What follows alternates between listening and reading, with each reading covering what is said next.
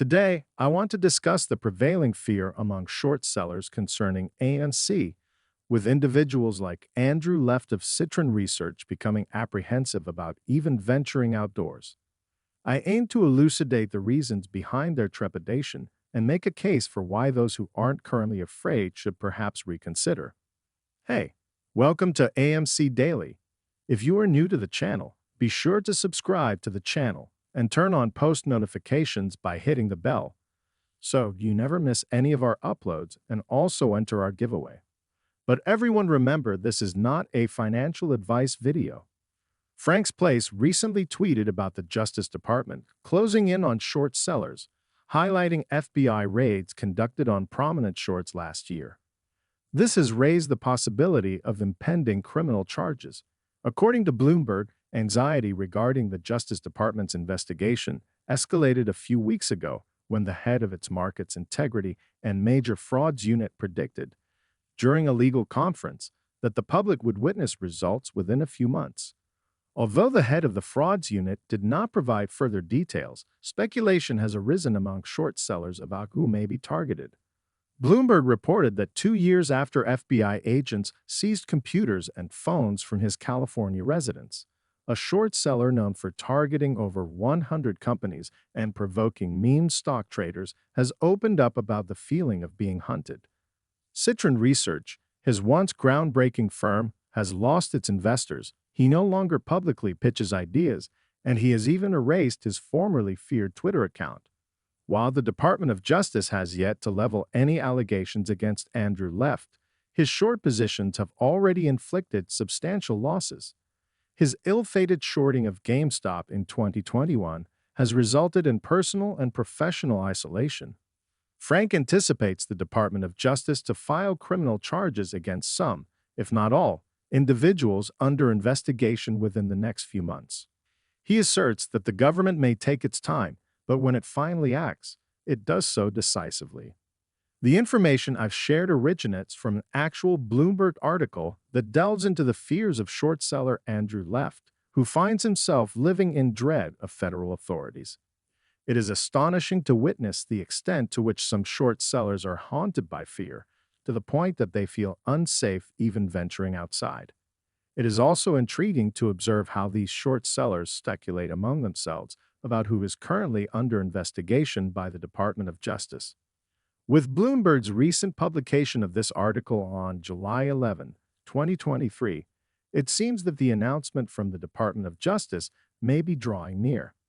Naturally, the best course of action for these short sellers would be to refrain from engaging in or cease any illegal activities. By doing so, they would not only alleviate their fear of the Department of Justice, but also eliminate the need to fear retail investors, as long as their actions remain lawful. Legitimate shorting or going long on companies is perfectly acceptable, as it ensures a free and fair market.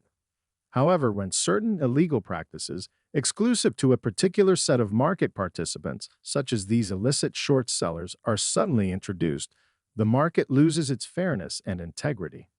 As the Department of Justice announcement edges closer, we are likely to witness more short sellers succumbing to fear and abandoning their illegal shorting activities.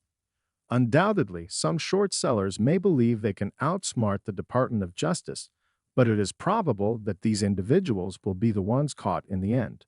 I eagerly await the penalties that the Department of Justice will mete out to these illegal short sellers. It is crucial to remember that the consequences will not be limited to mere monetary fines like those imposed by the SEC. The Department of Justice has the power to administer jail sentences.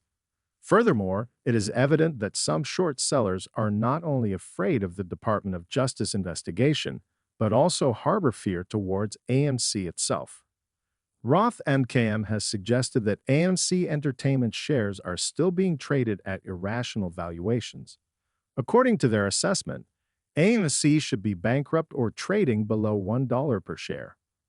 Yet, it is interesting to note that these very same shorts are paying $76.83 per share to short AMC. By factoring in the current share price of AMC and the exorbitant 1,000% cost to borrow fee, These shorts are effectively paying $76 per share annually for the privilege of shorting AMC. It is amusing that analysts, who claim AMC is overvalued, are willing to pay 10 times their position to continue shorting. However, it is not their choice to pay such an exorbitant fee. Rather, they are compelled to do so because they find themselves trapped in their short positions until the Department of Justice intervenes and liberates them by means of imprisonment. These shorts are likely gripped by fear as the second quarter earnings season for 2023 commences with BlackRock's upcoming report, followed by reports from major banks such as JP Morgan, Citigroup, and Wells Fargo. These reports will shed light on the state of the economy, consumer credit, and banking stability. Negative earnings results are anticipated for BlackRock, Citigroup, and Ericsson, and it will be interesting to see if other major banks also announce significant losses. We will gain insight into the extent of these bank struggles and which institution may be the next to face collapse. As more banks falter and short sellers approach their margin requirements, an increase in margin calls becomes inevitable. If a bank like Bank of America, currently experiencing losses exceeding $100 billion, succumbs to margin calls, it is likely that they will recall loans previously extended to Citadel, thereby imposing margin calls on Citadel as well. In a recent tweet, Wall Street Apes highlighted an interview conducted by Tucker Carlson with Andrew Tate, where Tucker suggested the creation of a fake cryptocurrency called FTX to swindle billions from retail investors. This is precisely what Citadel and FTX have done by introducing scam FTX AMC tokenized securities. Tucker also noted the presence of a cash-covered ape statue in the background, which remained a central theme throughout the entire interview. Andrew Tate gained attention earlier for discussing bankrupting hedge funds engaged in shorting GameStop and AMC. He himself invested millions of dollars in GameStop and AMC shares in January 2021. Tate has expressed his disdain for the system and the hedge funds, so it wouldn't be surprising if he still holds those GameStop and AMC shares and wishes to promote the APE movement. Given that this interview has already been watched by millions of people and will likely reach millions more, it serves as a means of introducing cash-covered apes to a wider audience. Another factor contributing to the short's fear is the escalating cost of borrowing for AMC.